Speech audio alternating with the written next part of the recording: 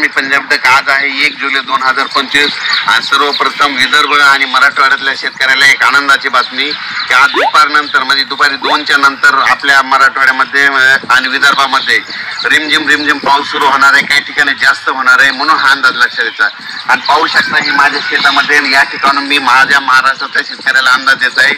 आज दुपारनंतर पूर्व विदर्भ पश्चिम म्हणजे 6-11 जिल्हे आणि त्याच्यानंतर मराठवाड्यामध्ये देखील समजा परभणी जिल्हा, लातूर जिल्हा, नांदेड जिल्हा, बीड जिल्हा, धाराशिव, नगर जिल्हा ह्या भागामध्ये रात्रीपर्यंत सगळीकडे पाऊस पसरला जाणार आहे म्हणून हा अंदाज लक्षात घ्यायचा।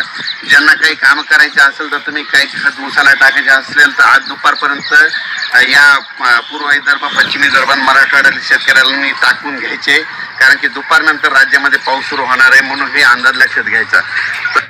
30ला आणखीन वाढणार आहे मात्र 1, 2, 3ला मग संपूर्ण भागामध्ये तुमच्या नगर जिल्हा, धाराशिव जिल्हा, बीड जिल्हा, लातूर जिल्हा या भागात पाऊस पडलेला दिसेल म्हणून या 4 जिल्ह्यातल्या या शेतकऱ्यांना अंदाज दिला।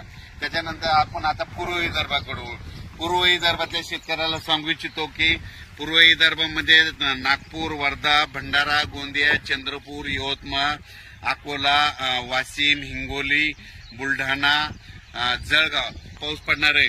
पण 1 तारखेपासून 1 जून 1, 2, 3 जुलैला मात्र तुमच्या इकडे मुसळधार पाऊस पडणार आहे। विदर्भ, पूर्व विदर्भ 6 जिल्हे, पश्चिम विदर्भ 5, 11 जिल्ह्यामध्ये मुसळधार पाऊस पडणार आहे। कुठं अतिवृष्टी होणार आहे, कुठं भाग बदलत पाऊस पडणार आहे, कुठं रिमझिम पडणार आहे।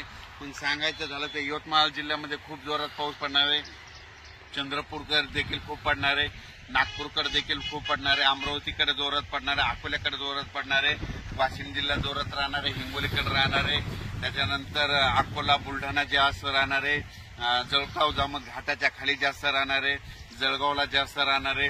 तिकडे पाऊस पडत असल्यामुळे त्याच्यामुळे